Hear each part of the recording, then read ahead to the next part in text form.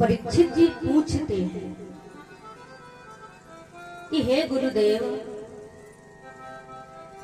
जैसे हम कोई पाप अनभिज्ञता में कर देते हैं, जैसे पता नहीं चलता कि महाराज कब पांव के नीचे कोई चीटा आ गया, चीटी आ गई, या महाराज जैसे माताएं घर में जब झाड़ू लगाती हैं तो नाना प्रकार के कीड़े मकोड़े मक्खी वगैरह सब मारे जाते कि नहीं? सब मारे जाते हैं। और या फिर हम जब श्वास लेते हैं, श्वास लेते समय भी महाराज हमारी नासिका के द्वारा सूक्ष्म से सूक्ष्म महाराज कीड़े जो अंदर प्रवेश कर जाते हैं वो सब मारे जाते हैं। तो क्या महाराज हम उन सब पापों का हम दोष भोगते हैं? जो हम अनभिज्ञता में पाप करते हैं तो क्या हमें उनका महाराज भोगना पड़ता है फल? तो सुखदेव जी महाराज कहने लगते हैं, परीक्षित, अगर हमें इन पापों से मुक्ति पाना है, देखो अगर कथा में बातें ही करती रहोगी कि काय बहन आज का बनाओ तो घरे, हमने तो जो बनाओ तो आज आलू की सब्जी और मटर बनाती है, अगर यही सब चलता रहेगा तो महाराज कब भगवान की कथा सर के ऊपर से निकल गई पता नहीं चलेगा। और जो शब्द यहाँ पर एक बार बोल देते हैं ना वो दोबारा सुनने को नहीं मिलता। इसलिए बड़ी ही सावधानी पूर्वक और बड़ी ही ध्यान से कथा को श्रवण करना चाहिए। बोलिए सच्चिदानंद भगवान की। इसलिए बड़े भाव से श्रवण करें। तो परीक्षित जी कहने लगते हैं, महाराज तो क्या हम उन पापों को भी भोगते हैं? तो सुखदेव जी महाराज कहने लगते हैं, परीक्षित, अगर इन पापों से हमें निवृत्ति चाहिए, अगर इन पापों से निवृत्त होना चाहते हैं तो हमें पंचभूत महायज्ञ दिन प्रतिदिन करना चाहिए। सुखदेव जी महाराज 27 प्रकार के नरकों का भी वर्णन सुनाते हैं, जिनमें महाराज मनसा वाचा कर्मणा नाना प्रकार के पापों का वर्णन किया गया है। लेकिन सुखदेव जी महाराज कहने लगते हैं, परीक्षित, अगर इन पापों से मुक्ति चाहिए तो पंचभूत महायज्ञ हमें दिन प्रतिदिन करते रहना चाहिए। और वो पंचभूत महायज्ञ है क्या? जैसे जब माताएं घर में रोटी बनाती ना, सब लोग बनाते हैं, जब माताएं घर में भोजन बनाती हैं, रोटी को पकाती हैं, तो महाराज सबसे प्रथम रोटी किसे देनी चाहिए? हाथ उठा के बताओ, किसको देनी चाहिए?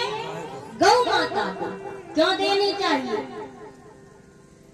क्योंकि लक्ष्मी की बड़ी बहन है गौ माता। जब समुद्र मंथन हुआ ना तो सबसे पहले गौ माता आई, इसके बाद में लक्ष्मी महारानी आई।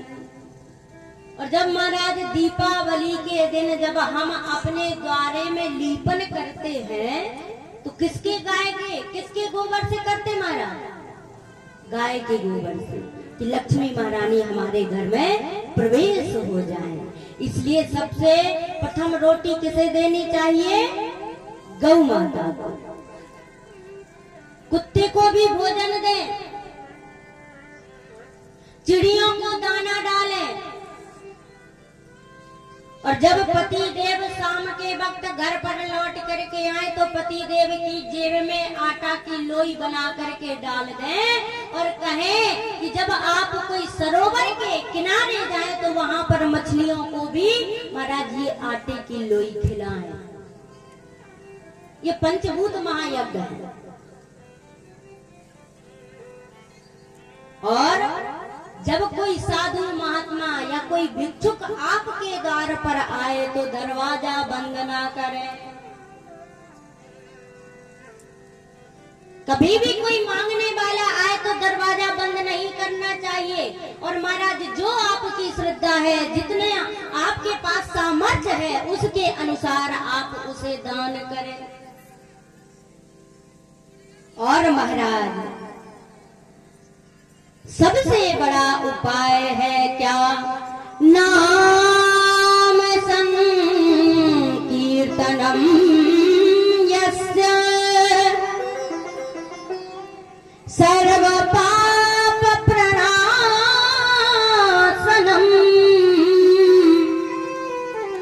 प्रणामो दुख तमनस तम नमामि हरम परम।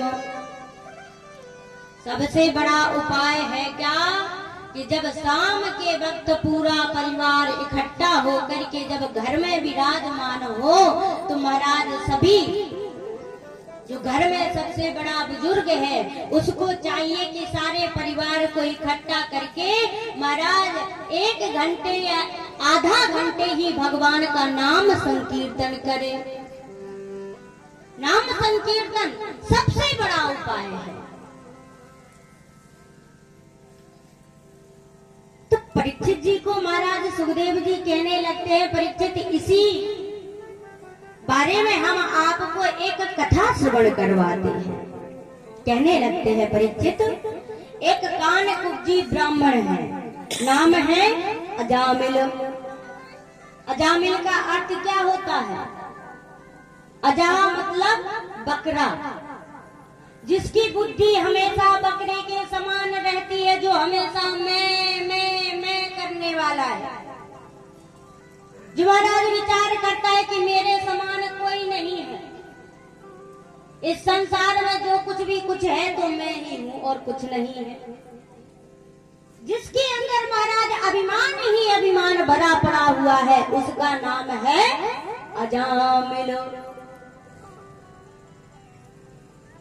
अब तो महाराज अजामिल के एक बार पिताजी ने कहा कि जाओ बेटा कुछ पुष्प तोड़ करके लाओ, भगवान की पूजा के लिए चाहिए। जैसे ही कहा तुरंत ही पुष्प तोड़ने के लिए जाता है, लेकिन रास्ते में जब फूल तोड़ करके आया तो रास्ते में गड़िका मिल गई। जैसे ही गड़िका को देखा तो महाराज जो फूल भगवान के लिए ले जा रहा था वो जाकर के गड़िका के चरणों में रख दिए। और जैसे ही वासना प्रवेश की और कहने लगा कि चलो आप हमारे घर पर चले। गड़िका कहने लगी, महाराज मैं तो वहीं जाती हूँ जहाँ पर खूब सारा धन हो, जहाँ पर खूब सारा पैसा होता है वहीं पर मैं जाती हूँ।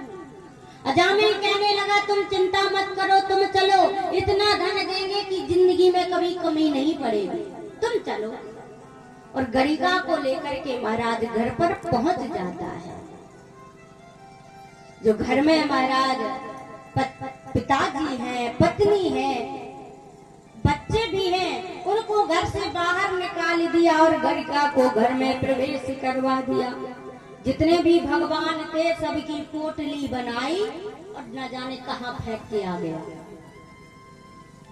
और गड़िका के साथ में रहने लगा। अब तो इसकी धीरे धीरे करके आयु बढ़ने लगी और कुकृत्य भी बढ़ने लगे, पापाचार भी बढ़ने लगे। अब तो चोरियां करने लगा, लूटे करने लगा। जब लूटे करने लगा तो नाम पड़ गया डाकू अजामिल। अब तो महाराज लोगों को मारता है, काटता है और जो भी उनके पास में धन होता है वो लेकर के घर पर पहुंच जाता है। धीरे धीरे करके आयु बढ़ती रही, लेकिन एक बार इसके गांव में कुछ महात्मा लोग चातुर्मास करने के लिए आए। चातुर्मास करने के लिए आए तो वहां पर चौराहे पर खड़े होकर के 2-4 महात्माओं ने पूछने लगे कि क्यों भैया यहाँ पर कोई भक्त रहते हैं, कोई हिंदू रहता है, कोई सनातनी रहता है क्या? हमें वहां पर जाना है, अगर हो तो आप हमें बताएं। तो पूछ ही रहे थे कि इतने में ही 2-4 बालक पहुंच गए और 2-4 लड़के जाकर के कहने लगे, हाँ हाँ महाराज, हमारे गांव में बहुत बड़े भक्त रहते हैं, बहुत बड़े भक्त हैं। अच्छा तो चलो ना, हमें लेकर के चलो। अब उन लड़कों ने साधुओं के साथ में मजाक कर दिया। अब सारे साधु मंडली को लेकर के अजामिल के द्वार पर पहुंचा दिया। अब जैसे ही सारे महात्मा अजामिल के द्वार पर पहुंचे तो जोर जोर से आवाज लगाने लगे, अजामिल बेटा, ओ भक्तराज, दरवाजा खोलो, देखो हम संतगण आए हैं, आज तुम्हारे घर में बहुत अच्छा सत्संग होगा, भगवान का संकीर्तन होगा, अरे दरवाजा खोलो।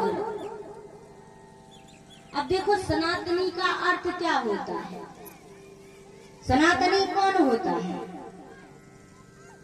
जिसके घर में गौ की सेवा होती हो, जिसके घर में तुलसी की रोज पूजा होती हो, और जिसके घर में गोपाल जी विराजमान हो, वही तो सबसे बड़ा सनातनी है। उसी को ही हिंदू कहा गया है। जैसे ही महाराज आवाज लगाने लगे, दरवाजा खोलो, हम आए हैं, आज तुम्हारे घर पर संकीर्तन